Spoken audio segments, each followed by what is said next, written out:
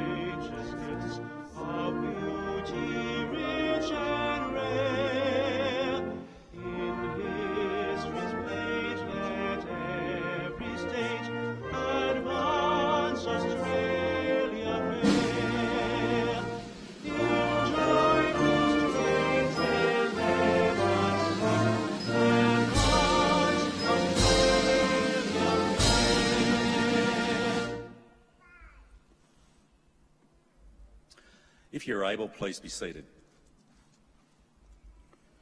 The Australian War Memorial was the vision of Charles Bean, Australia's First World War official historian. Bean landed with the Australian troops on Gallipoli and stayed with them at the front through to the end of the war. The idea of this national memorial and museum came to him at Pozières, France, in the depths of the bloody fighting of 1916. Bean's idea was that this would be a place where families and friends could mourn loved ones buried in faraway places. It would also be a place that could help all Australians understand what these men and women had endured and what they had done for us. Bean's vision, to which we remain true, is best expressed as inscribed in the entrance to the memorial's galleries. Here is their spirit, in the heart of the land they loved, and here we guard the record which they themselves made. Tonight, we will read the story behind just one of those on the Roll of Honour, which lists the names of more than 102,000 men and women who have given their lives for us in war and operations over more than a century. But first, we present a lament, Flowers of the Forest. Wreaths and floral tributes will now be laid at the base of the Pool of Reflection.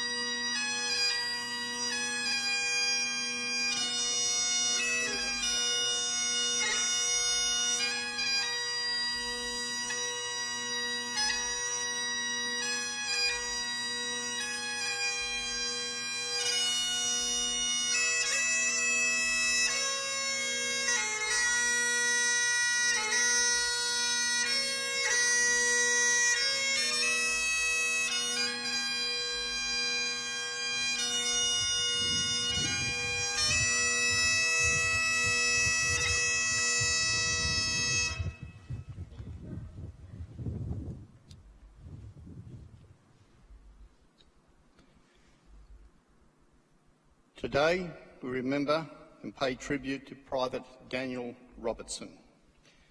Daniel Robertson was born in 1883 and was one of 7 children of Daniel and Mary Robertson of Lanark in central Scotland. The Robertson family migrated to Australia the year after Daniel's birth, settling in Sydney, where Daniel spent his formative years. He attended a superior public school and later worked as a carpenter. In 1902, Daniel Robertson married Mary Ann Hanson, and the couple resided in Warringah in Sydney's Northern Shore. Robinson enlisted in the Australian Imperial Forces at Holsworthy in September 1915, and after a period of training, embarked for Egypt with a reinforcement group for the 3rd Battalion. By the time he arrived, the Gallipoli campaign had ended, and the RAF was undergoing a major restructure in preparation for fighting on the Western Front. As part of the doubling up of the RAF between the villages of Fleur and Goudencourt, and participating in the advance that followed the German withdrawal to the Hindenburg Line. In April, Robertson's superiors recognised his superior leadership qualities and promoted him to Lance Corporal. On the 3rd of May 1917, troops of the 1st Division participated in a costly and unsuccessful attack that sought to gain possession of the formidable Hindenburg Line position from the Germans. The 6th Battalion relieved troops of the 2nd Division, who had fought their way into the German trenches and were successful in gaining a toehold, but were subjected to intense machine gun and artillery fire, which inflicted a heavy toll. After a week of fighting at Bullecourt, the Australians had suffered over 7,000 casualties. Among them was Daniel Robertson, who was killed by a German artillery shell on the 4th of May. Aged 37 at the time of his death, his body was buried in the battlefield, but during subsequent fighting, the location of his grave was lost. Today, his name appears on the Australian National Memorial at Villers-Bretonneux, alongside 10,737 Australians killed in France who have no known grave. Daniel Robertson is listed on the Roll of Honour on my right, among more than 60,000 Australians who died while serving in the First World War. But this but one of the many stories of the service of sacrifice told here at the Australian War Memorial. We now remember Private Daniel Robertson, who gave his life for us, for our freedom, in the hope of a better world.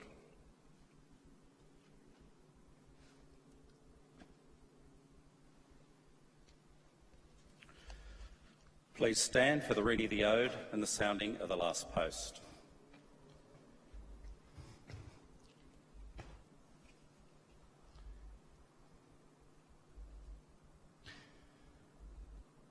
They shall grow not old, as we that are left grow old. Age shall not weary them, nor the years condemn.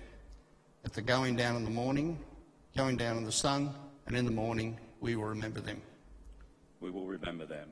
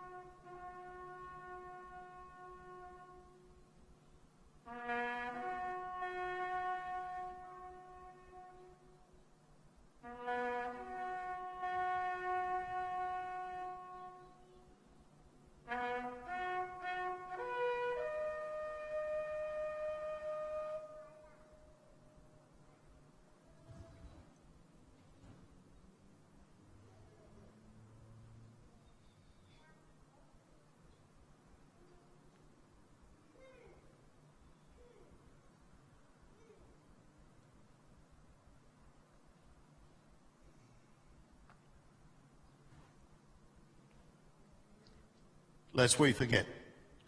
Lest we forget.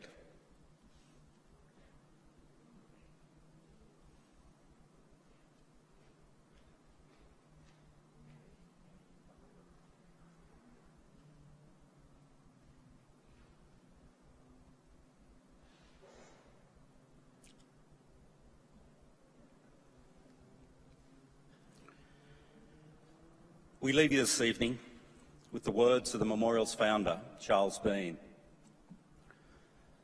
Many a man lying out there at Pozières or in the low scrub at Gallipoli, with his poor, tired senses barely working through the fever of his brain, has thought in his last moments, well, it's over. But in Australia, they will be proud of this. Ladies and gentlemen, that concludes the last post ceremony. We thank you for visiting the Australian War Memorial and wish you a very good evening. Thank you.